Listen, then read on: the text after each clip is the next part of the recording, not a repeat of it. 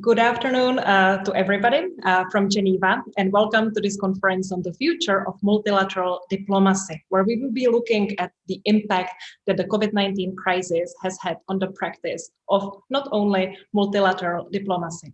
My name is Teresa Horisova, and I will do my best to be your guide throughout the event today. First of all, as you might have noticed in the invitations, this was supposed to be a hybrid event, meaning that we would be combining many participants joining us virtually with those joining us here in Geneva.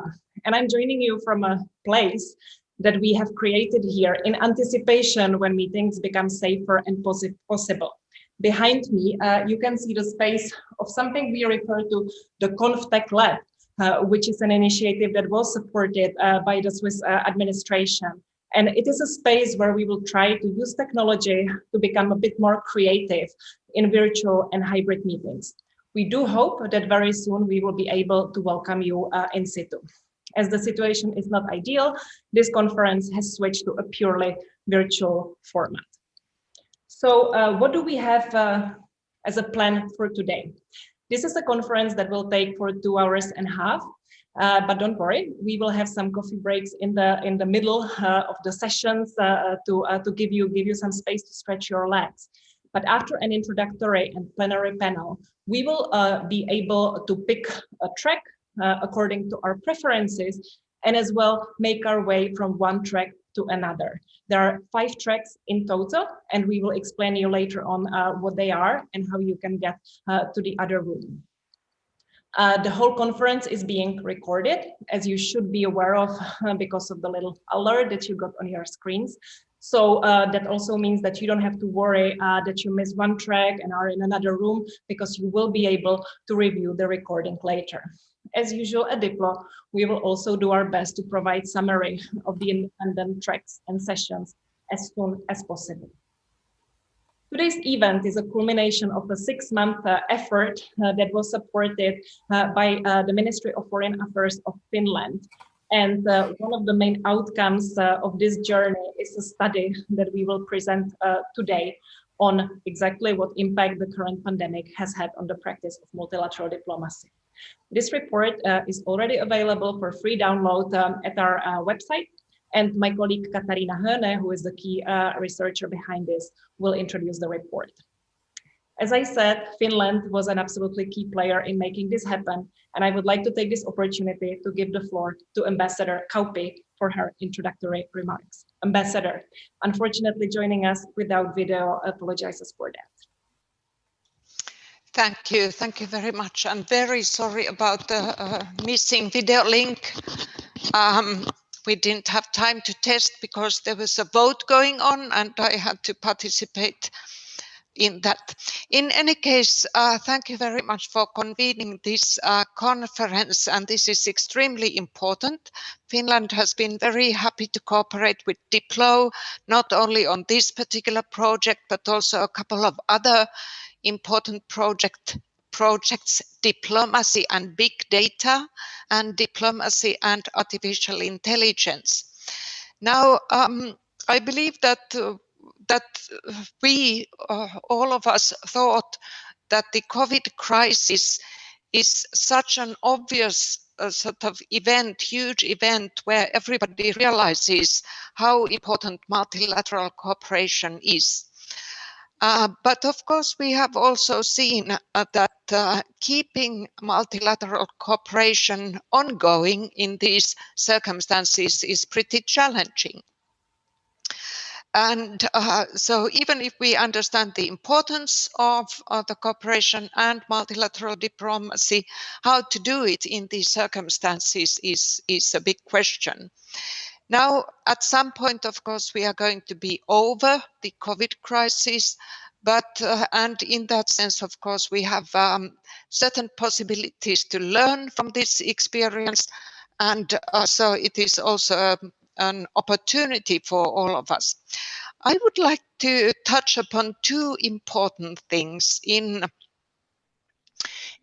multilateral diplomacy, and they are participation in order for multilateralism to work, everybody has to have the capability and capacity to participate. And of course, in these present circumstances, we see that if we have to use the virtual platforms and hybrid platforms, the capability to participate, on the other hand, is increased, but on the other hand, it is limited. And it is very important to analyze what is the impact on participation of the necessity to use virtual means, but also in the future, because we want to continue to use virtual means in some cases. So participation, analyzing what is the impact of this situation on the participation. The other important ingredient of multilateral diplomacy is the ability to negotiate. It's, as we all know, conferences are very much about giving statements, but the really important part is the negotiation. And how do you do that in this kind of a situation where we have to resort to virtual means? And again, as we know, this may continue for some time to come. So I think this is very important to see, to understand how to make the negotiating element of multilateral diplomacy more efficient and adapted to the new circumstances.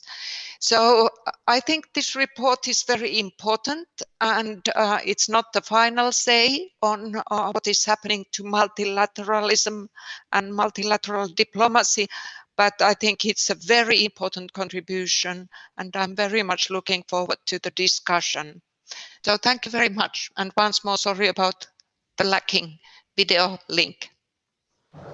Ambassador, thank you very much for your introductory remarks, and in particular, once more, for the support and kind of your realization that research of this kind is that important. We will do our best to touch upon many of the points that you have raised in your introduction throughout this event. Before I give floor to our other speakers, most of you have already realized that there is also an additional channel of communication we can use to network and communicate and bring some insights and questions to the audience, and that is the chat room. For this room, this is handled by our colleague Marco Lotti, so feel free to use the chat button in the middle of your screen below to interact with us further. At this moment, I would like to give the floor to a big supporter of Diplo as well, Ambassador Jürg Lauber, who is the head of the permanent mission of Switzerland to United Nations and other international organizations in Geneva. Ambassador Lauber, over to you. Thank you very much, Teresa. Thank you, to Jovan, the whole team of DiploFoundation and Geneva Internet Platform for organizing this event. Thank you also to Ambassador Kauppi and the government of Finland for supporting the whole series, but also the report that is going to be published and presented today. And thanks for inviting me to say a few words. I think the event today is really timely for two reasons. One was obviously mentioned by the ambassador already, and is in everybody's mind. It's the pandemic. The pandemic forced us diplomats to adapt our working methods, to really think about how does multilateralism work today, and I'll come back to that. But at the same time, I think it also really underlined how important it is and how necessary it is to work together in a multilateral, international, trans-border context in order to face these kind of challenges that also go across borders. The second reason why I feel this is really timely is because we celebrate the 75th anniversary of the UN this year, and I believe we will hear from the Secretary General Hochschild about this later. This year gave us still a little bit of room and opportunity to think about 75 years of history of multilateralism. Here in Geneva, we actually celebrate 100 years, going back to the League of Nations, but 75 years of UN. And when we look at this 75 years, on the one hand, we realize that multilateralism has adapted over time and again. But also we realize, of course, that into the future, if we want to take multilateralism into the future, we really need to adapt it again and to think what the future promises and holds for us. Jovan asked me to bring in a Geneva angle and maybe speak to some of my initial personal experiences. I've been here only for a few weeks, but maybe I can mention 3 observations. First of all, I have the impression that in spite of everything, as a reaction to the pandemic and the changing environment, multilateral diplomacy, at least as I see it here in Geneva, has adapted to quite a degree. We learned how to withdraw into home office settings. We learned to use all the instruments for virtual meetings. In a second phase, we adapted again. We went hybrid. Now, Teresa has mentioned it. The situations have changed again as the situation currently doesn't really look so positive. So we're going more virtual again. We are able to adapt. We are able to make changes.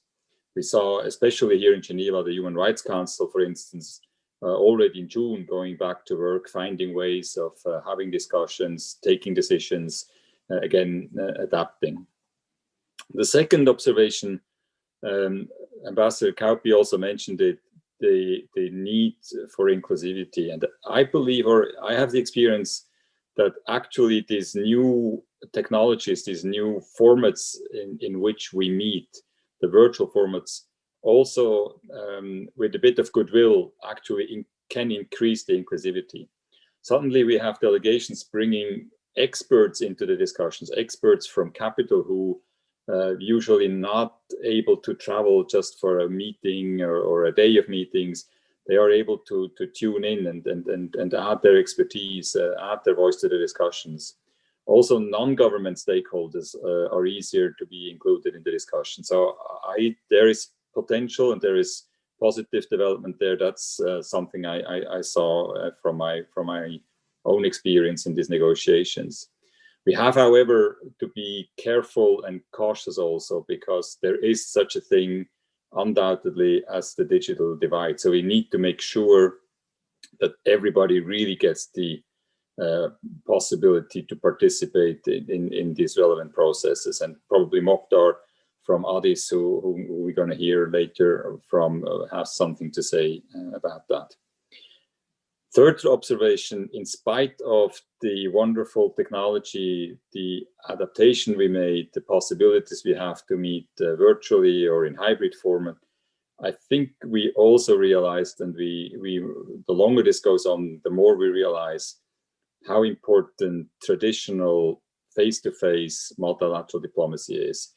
How when the issues get really complicated and when the positions sometimes are getting very opposite, then it's really necessary to see into each other's eyes, to meet, to have the possibility to leave the room, to sit together in a corner over coffee, have the discussions, drill down on the issues, and have extensive exchanges.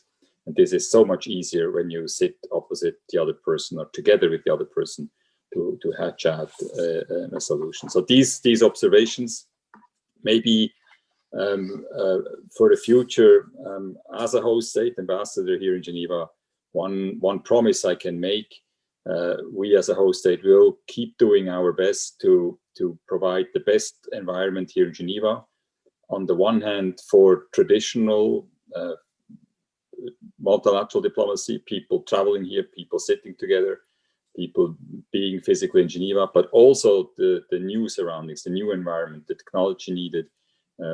That's one of the reasons why we work so closely with the Geneva Internet Platform and others to adapt and to provide into the future the new technology that is necessary to make sure that multilateral diplomacy can continue to work, to be productive, to produce solutions under whatever circumstances we will see. Thanks again, Teresa. Thanks to everybody for this opportunity to say a few words. And thank you very much, Ambassador, for spotlighting the role of Switzerland and also for the positive outlook that this indeed might be an opportunity in some respects. We would now follow with a short video message of Undersecretary General Fabrizio Hochschild, who is, besides others, a special advisor to the UN Secretary General on the preparations for the commemoration of UN 75. Arvin, would you be so kind and play the video message from Fabrizio? Excellencies, ladies and gentlemen, in 2 days it will be the 75th anniversary of the United Nations, in circumstances no one foresaw. Many cities are now experiencing a second wave of COVID-19 infections, and international organizations based in Geneva, such as the World Health Organization, have been under immense pressure and scrutiny. Even before the onset of COVID, the World Trade Organization was on the front lines of tensions over the future of multilateralism. The COVID pandemic has spurred the accelerated adoption of digital technologies in international relations.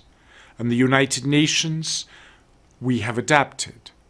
While Geneva has long welcomed diplomats familiar with digital policy issues to conduct negotiations at the ITU and the CSTD, many diplomats here in New York and elsewhere have had to quickly catch up. The DiploFoundation's efforts at capacity building are needed more than ever. Today, we find ourselves at an inflection point. The pandemic is making clear that we cannot reap the full benefits of the digital age without mobilizing the cooperation needed to mitigate the potential harms they bring. As the developed world becomes more and more digitally dependent, it is leaving further behind societies that remain disconnected. Those without internet access have not been able to use it to access accurate information, conduct business, or use educational resources. They are growing poorer and left without a voice. This is the urgency behind the Secretary General's roadmap for digital cooperation issued in June. The roadmap is a call to connect, respect, and protect all people online through a series of concrete actions to achieve universal, safe, and affordable connectivity by 2030 and to uphold digital human rights. Ensuring connectivity, protection of human rights online, and online safety cannot be left solely to the private sector. The laissez-faire approach that dominated the progress in the spread of digital technologies has reached its limits. There must be more collaboration across national and local governments, the private sector, civil society, and academic and technical communities. This is the cornerstone of the United Nations approach to digital cooperation, as embodied in the Secretary General's roadmap. Multi-stakeholder approaches are required at the national and regional levels, but also at the global level. The Secretary General's roadmap proposes the idea of a high-level global statement to be endorsed by member states, but then subsequently open to all stakeholders, including the private sector and civil society. Such a statement would help build global understanding on the importance of a safe and secure digital environment to achieve sustainable development and bridge digital divides. I'm encouraged that in September, heads of state adopted the declaration on the 75th anniversary of the United Nations. That declaration includes a paragraph on improving digital cooperation, which is the first ever recognition by member states at the highest level of the importance of these issues and the need for us to come together globally to better address them. As diplomats, each of you has an important role to play in shaping the future of multilateralism and in strengthening digital cooperation. I wish you a successful event and look forward to working together for a better digital future. Thank you.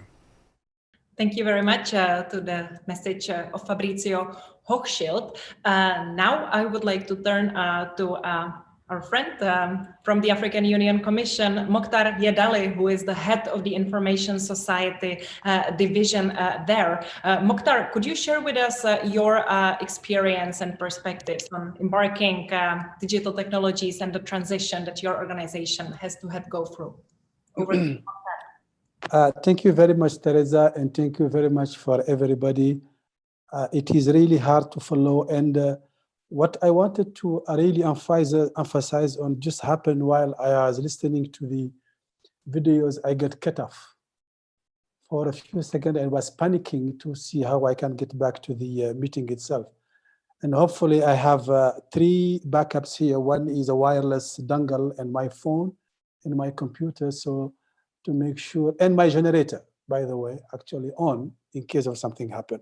Why I am saying that is particularly to say that the management of international relations today is being more and more conducted through digital means, as it has been stated by everybody who speak before me. And I might confess that it's very hard to follow them since they have said everything I wanted to talk about.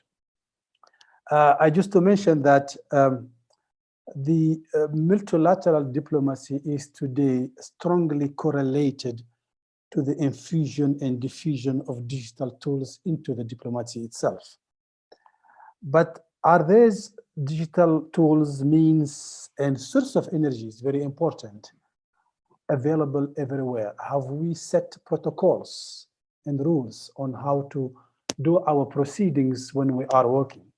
And as one of the speakers mentioned, that human touch that was there to build consensus outside of the meeting room is actually will be missing. But the other thing that will be really happening is the fact that there will be more inclusiveness if those tools are actually really prepared.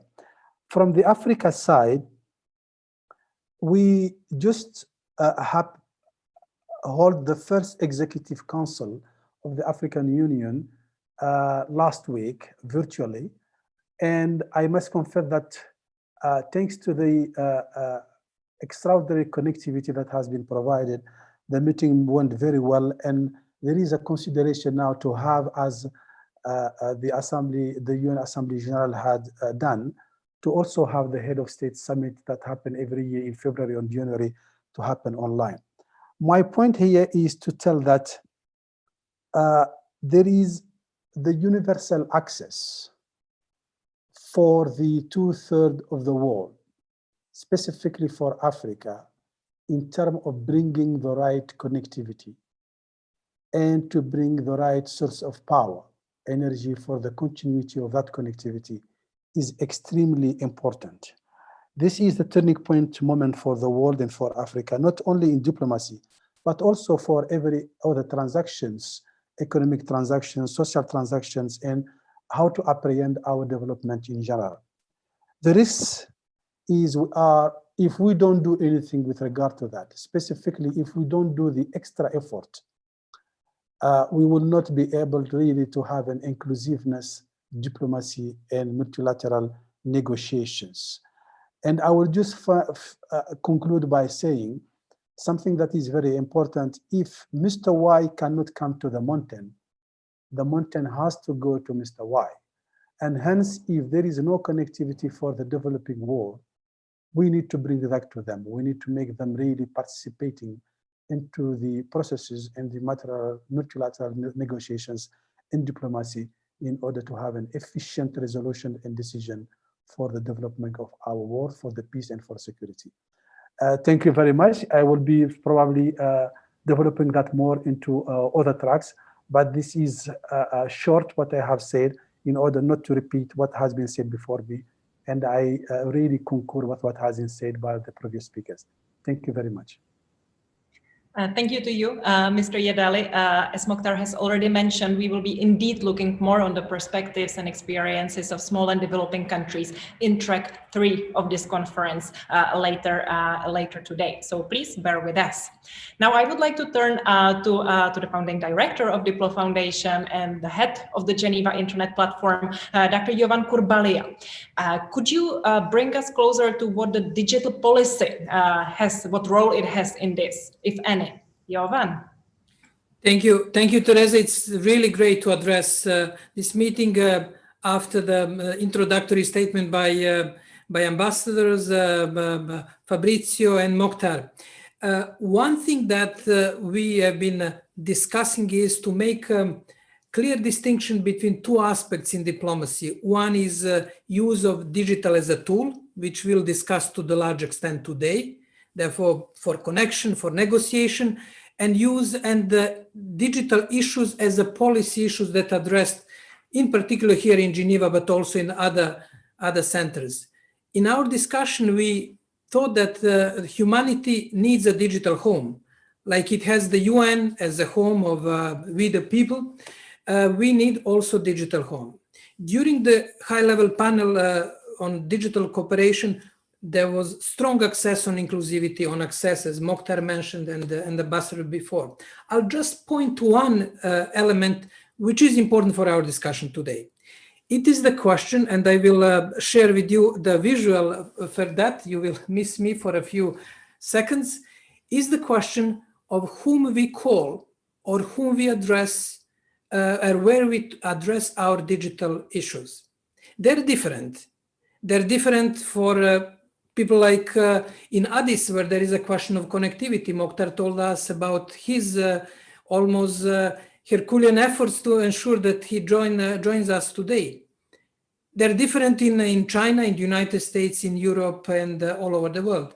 But the missing element for many countries, companies, and citizens is that we miss the point, and we miss the place where we can address our digital issues.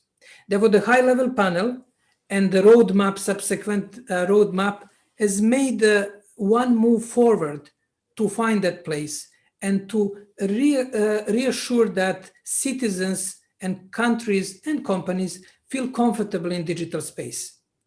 And in a way, to deliver on the social contract that governments, international organizations have when it comes to deliver security, protection of markets, protection of human rights, and human dignity to citizens worldwide. Therefore, that is in a brief for diplomats for all of us to make clear distinction between diplomatic topics, digital topics, and digital tools. And second, to create a digital home where we can address all policy, governance, legal, security, human rights issues, not necessarily to have them discussed there. There are plenty of organizations which are providing an excellent venue for discussion from private to international, but to have some sort of coordination and easy entry point, in particular for small and developing countries that cannot follow multiply global discussions and policy processes. Over to you, Teresa. Jovan, thank you very much for this thoughtful reminder of the distinction between digital as a tool and as a topic that will definitely help us to frame the discussion today. As we always try to also kind of showcase the interactivity elements that are possible in the online meetings, we would like to give you a little break with speeches now and play you a little poll. If I can ask our team to put it up, so you will be able to get involved, and you should be seeing a little poll at the top, at the middle of your screen, where you can pick which statement you agree with most. We apologize to our participants watching us from a live stream or social media and YouTube channels that you will not be able to participate in this. While we are collecting the responses, and for the sake of time, I will not read them, as you can see them on your screens. Can I give the floor to Marco Lotti, who is moderating the online chat, to give us a few highlights of what's going on there. Marco, over to you. Thank you, Teresa. Yes, let me just highlight a few threads that have emerged during the online discussion. I mean, there are many, but I think three are the main important ones. One is regarding the informality on informality in meetings that take place online. There was a discussion between Richard and other participants where he was saying that what he misses in virtual events is the ability to have an informal off-the-record side chat, as you do in real coffee breaks. He's saying that, he's specifying, and I think that it's interesting, that virtual is not necessarily a barrier to trust. He has a lot of, he's saying, one-on-one discussions with people that he does not trust in person, at least not at the beginning. But what is missing is in virtual is the ability to easily connect with a small subset of participants. So this one is one of the threads. The second one was elaborated by Jerry on the hybrid component of the future of meetings. The main challenge, it said, remains to come up with a healthy balance between both worlds, digital and analogic, after the pandemic. Some instances of multilateral activities may be advanced online, but there will always be a real need to negotiate in person, because off the record is still not possible online so far. And the third thread is about connectivity and the cost of it, especially in developing countries. It is often noted, as Richard was pointing out and discussing with other participants, but seldom addressed in ways that actually can improve the situation of the affordability of the cost of connectivity. We have heard for years, he's saying that the market will fix it, but it does not happen. And one reason is that the density is lower in many developing countries, so it costs more to connect everyone. The mobile connection is an option, but bandwidth is still not the same. So he's arguing for an international version of the universal service funds that are common at the national level. These are the three main tracks. Of course, there are more, but hopefully participants can elaborate further also during the breakout rooms. Thank you, Marco, and please continue in the discussion in the online chat room, and we hope to tackle many of the points that are resonating there later in the various tracks. Looking at the results of the poll, there definitely is some hope, it seems, which we appreciate even more, considering that likely many of you are diplomats and practitioners of diplomacy. So 74% of you feel that the pandemic actually presents an opportunity for the practice of multilateral diplomacy to evolve and improve, followed by 18% thinking that multilateral diplomacy will kind of be business as usual. This is just a little temporary period with some specifics. And the least of you, 8%, consider that actually the pandemic is undermining the efficiency of how we conduct diplomacy. So that is interesting. We hope we haven't been implying the answers, but if you didn't agree with any, maybe you didn't participate in the poll. But now let us get to another highlight of this event, and that is the actual presentation of the report. So I would like to ask our dear colleague, Dr. Katarina Höne, who is the Director of Research at DiploFoundation and the one behind this report, to share with us more about the journey getting to the product that we are presenting today. Katarina. Thank you, Teresa. So first of all, let me say I'm extremely happy that we were able to carry out this research on what I think is one of the timeliest topics I can imagine. And again, this is thanks to the initiative and support provided by the Finnish Ministry for Foreign Affairs. So for the report, we did desk research. We then built on in-depth interviews with practitioners, and we also undertook a survey with practitioners. And following from these insights, our report asks, what is the future of multilateral diplomacy in light of the challenges posed by COVID-19? And when I say challenges, there are two things we have in mind here. The issues that need to be negotiated, such as global health, development, and human rights, and the very modalities of how to negotiate them.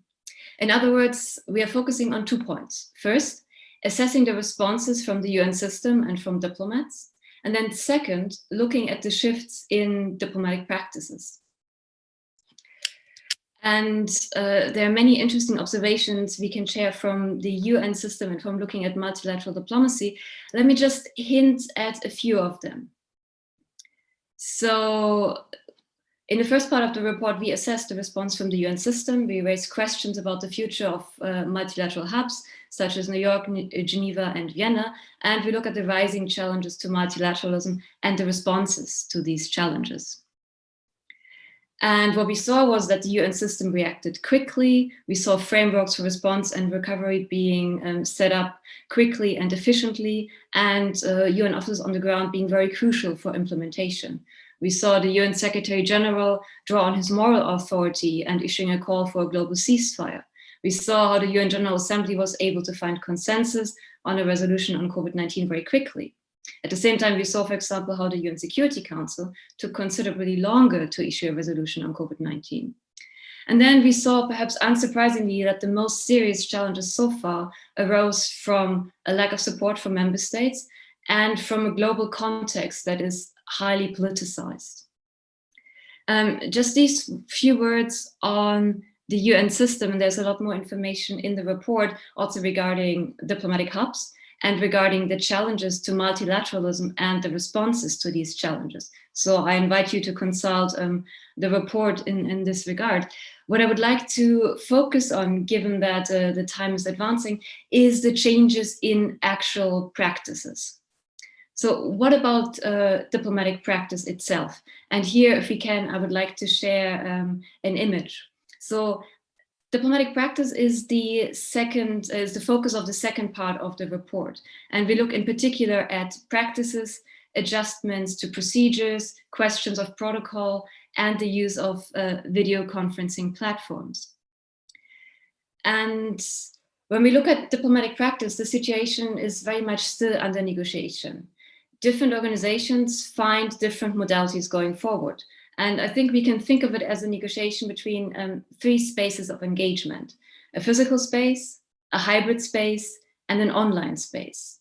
What is clear is that digital tools allowed for the continuation of diplomatic practice in the face of lockdown and social distancing.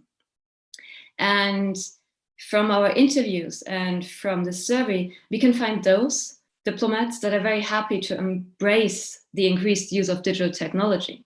For example, participants in our survey expressed hope for greater efficiency and greater flexibility in the future. For example, by deciding whether one needs to meet in person or whether something can be done digitally or via video conferencing.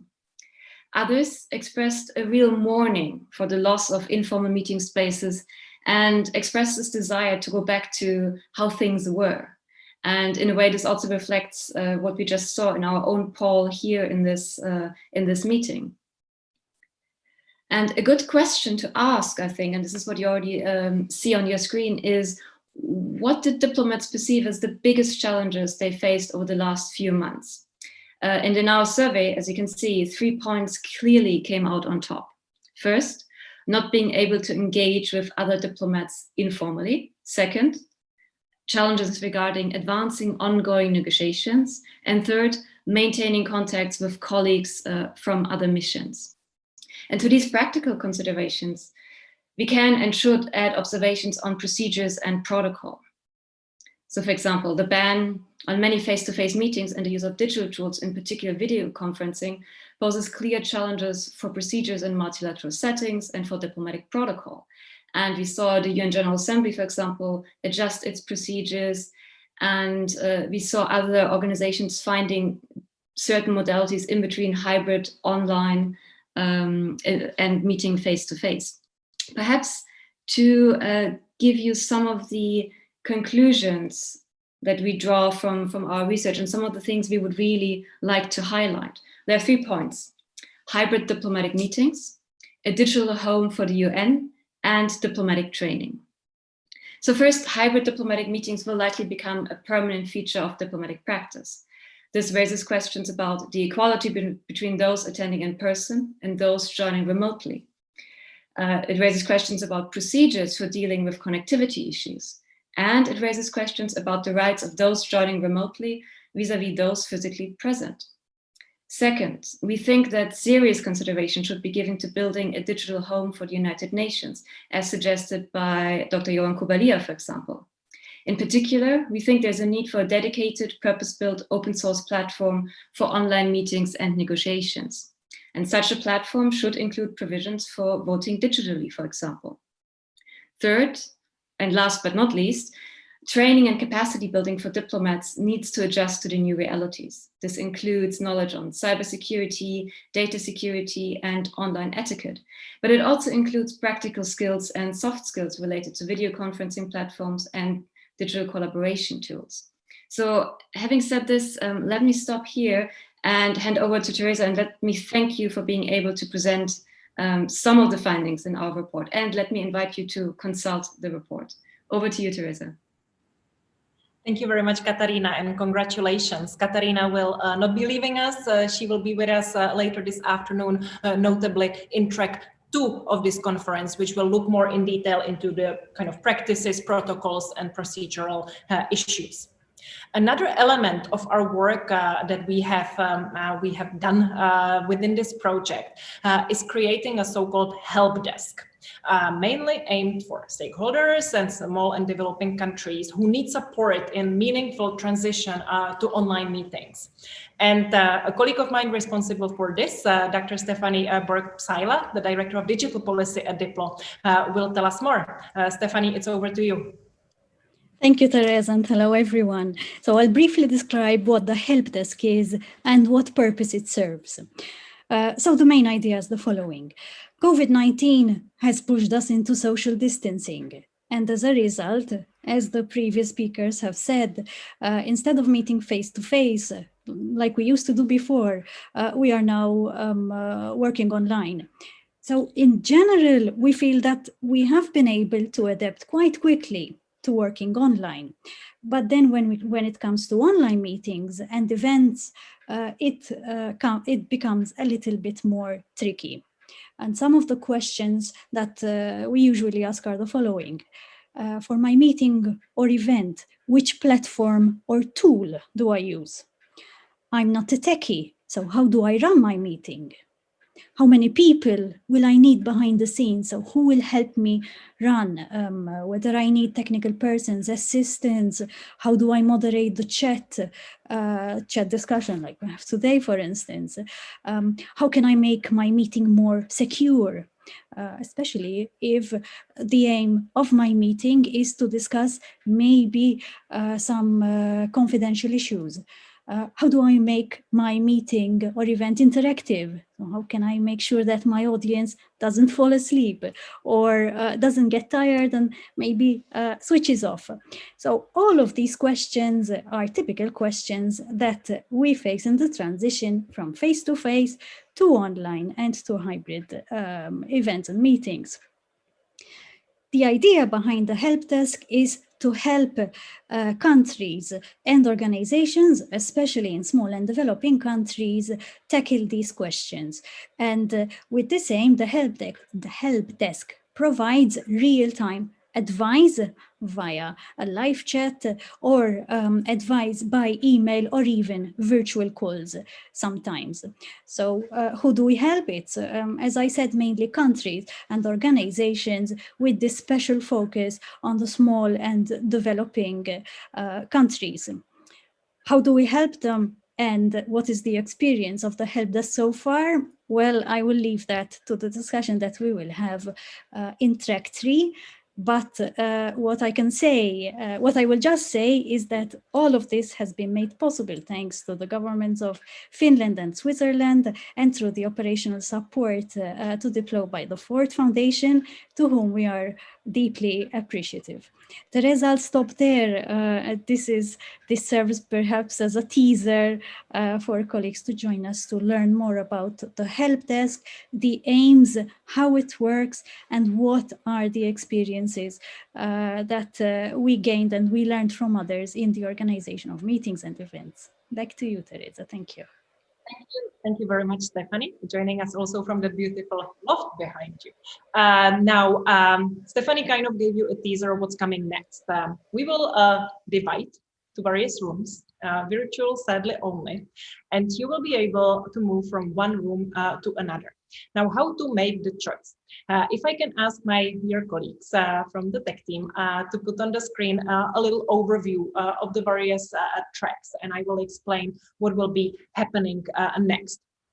So we will now have a little break for 10 minutes and exactly at 1 p.m. UTC, that will be 3 p.m. Central European, 9 a.m. Eastern Time. We will be convening again, although in different rooms. If you're staying in this room, you can do that, but there will be not much going on. Besides, you can have an informal chat, or my colleagues from the tech team will assist you in how to find the various tracks. Track 1 will be covering the future of the UN and multilateralism that will be led by our director, Dr. Jovan Kurbalija. Track 2 will be devoted to practice, protocol, and procedures, led by Katarina. Track 3 with the focus on small and developing countries by Stephanie. Track 4 will be aimed on digital diplomacy and diplomacy by video conference. And lastly, the last track will be devoted to diplomatic training for new skills and tools. So please think about which session you would like to. Please consult also the agenda that is more detailed and available at the conference website, because there you can see how in 15-minute segments, we have many experts that will lead you through these segments. You will be able also to switch from one room to another. If you need any technical support and advice, on our conference webpage, you can also get a little help desk support. So please go, stretch your legs, get some coffee, and meet you all in 10 minutes in one of the other rooms. Thank you very much for your attention for now.